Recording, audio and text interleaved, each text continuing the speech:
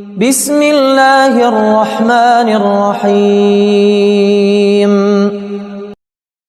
الرحمن علم القرآن خلق الإنسان